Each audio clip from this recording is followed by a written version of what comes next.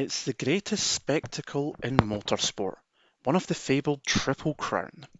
In its 100-year history, it has seen the likes of Andretti, Foyt, Unser, Clark, Franchitti, and many, many more head to victory lane and lap up the sweet taste of victory in the winner's milk.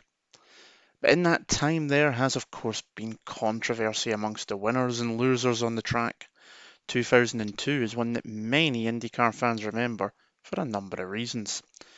Helio Castroneves was declared the winner that year, but many still believe that Paul Tracy was the rightful winner.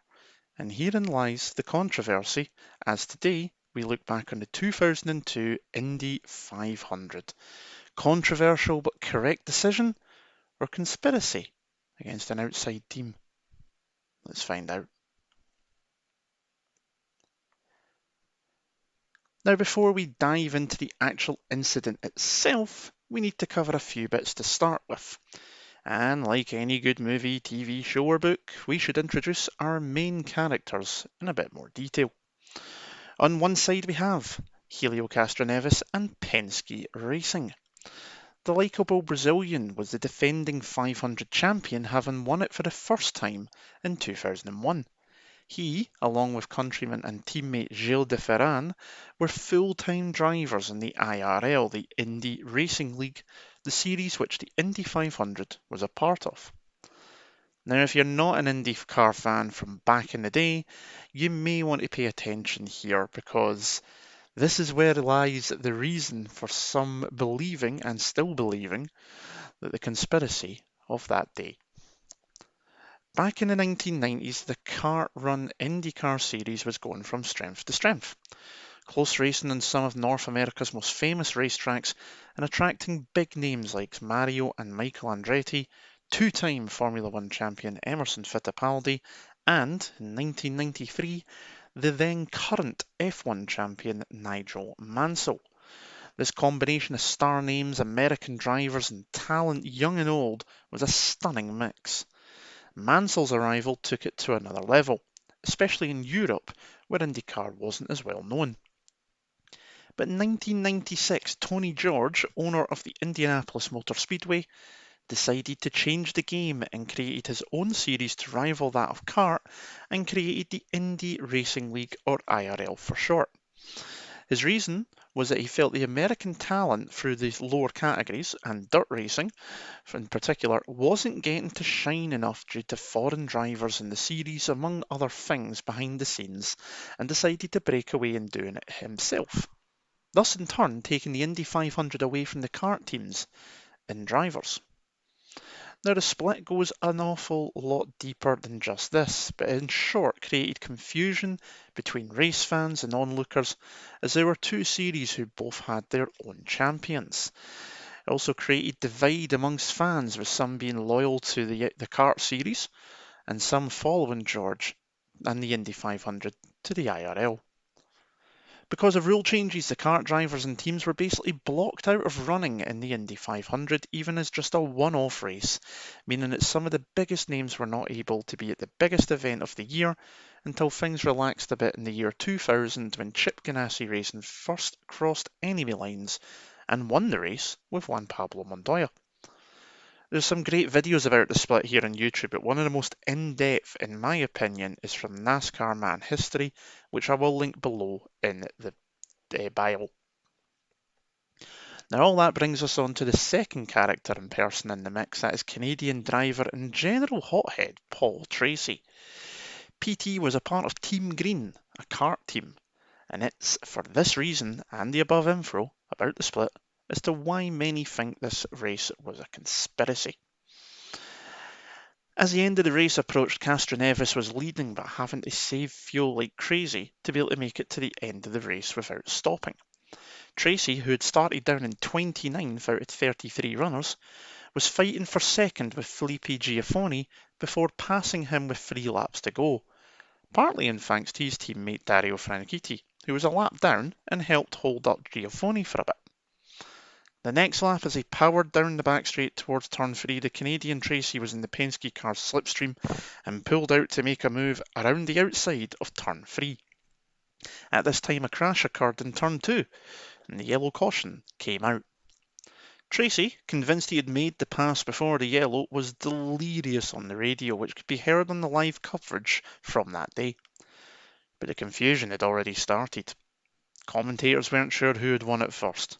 One stating it was the last time in loop, while another stated that it was the start of the lap and that the pass wouldn't count.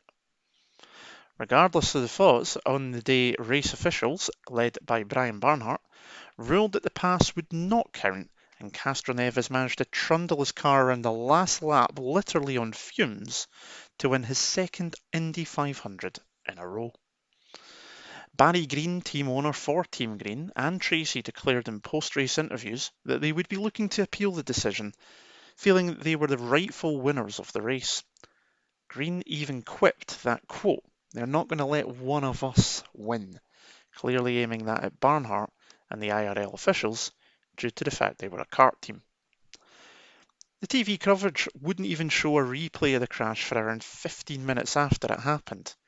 When they did, though, they did show a split screen of the pass and the crash itself, lining up the footage to the second so that it was side by side at the exact time for you to take a look for yourself in this video.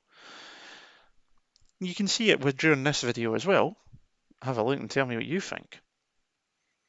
Now, the footage clearly shows that the crash happened before the pass was complete, but what isn't fully clear from the footage is exactly when the yellow came out. Barnard and Race Control, in throwing the yellow, announced 3 is the leader, 3 being Castroneves' race number, and this was put out on the director's channel, which was then repeated by his assistant on the team's radio, and the on-track lights were illuminated. As mentioned earlier, the commentators were confused as well. The last completed lap rule that was mentioned by one of them was only ever in effect at tracks without individual timing loops, of which by 2002 there wasn't that many to what I could find. The ruling was whoever is leading at the time of the yellow as per the last completed timing loop would be in front, and it would seem that this timing loop was as they entered turn 3. All of this added into the split situation over the last few years between kart and the IRL. The fact that Penske was now a full-time IRL team in 2002, having previously been a major player in the kart series beforehand, and that Team Green was still a kart team, all added fuel to an already simmering fire. 5 hours after the race was officially posted, the results as Castroneves being the winner. Team Green immediately filed a protest, which was heard the following day on May the 27th.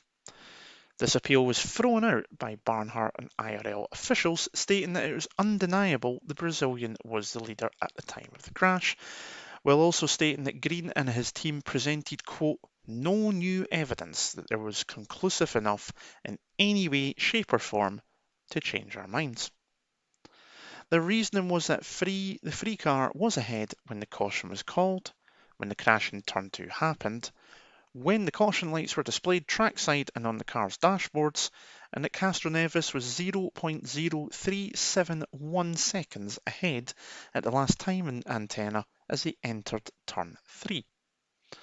A formal appeal was filed on the back of this and held on the 17th of June behind closed doors and presided by Tony George and assisted by a state of Indiana attorney. Multiple people gave testimony, including the drivers involved, teammates, and drivers nearby, as well as team crew and team members.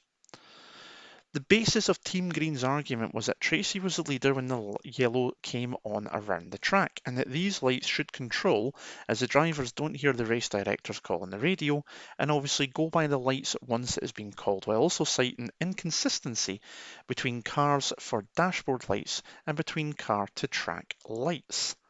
Basically saying that some teams were seeing the lights coming on earlier than others, even if it was just by a split second.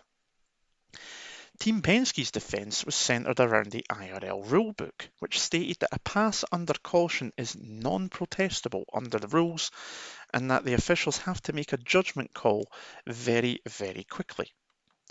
It took until July 2nd for Tony George to present an 18-page document that finally declared Helio Castroneves and Team Penske as winners of the 2002 Indy 500, the 86th running of the race. In the document, he stated that, quote, clearly Helio was in front at the time the call was made, while also stating that several trackside lights were already lit, as well as the flag that closed pit lane, which is a standard procedure for full course cautions in IndyCar racing, as well as a radio message delay is put out to the drivers. The aftermath was split depending on which side of the fence you fell on. Those who supported IRL stated that the right decision was made, while fans felt there was a conspiracy to stop one of their teams from winning the race. Many declared Tracy the unofficial 2002 Indy 500 winner, and t-shirts were sold at kart events, with Tracy himself even seen to be wearing them at times because he's Paul Tracy.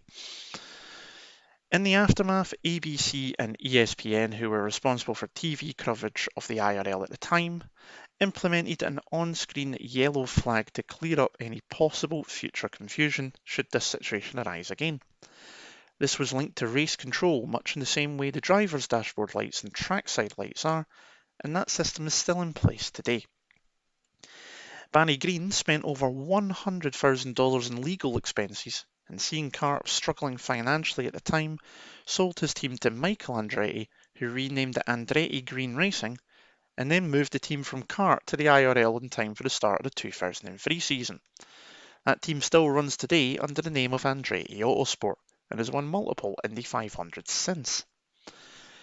Tracy continued in kart and refused to return to the IRL for many years, labelling their cars an absolute box.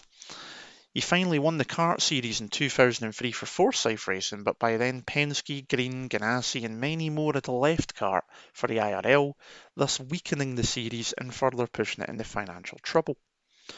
The Canadian driver did eventually cross and drive in the IRL in 2008, when the split was ended after Champ Car, which had came about after the demise of kart in 2003 due to bankruptcy, merged with the IRL because of his own financial problems. PT is still involved in IndyCar today as a commentator and pundit.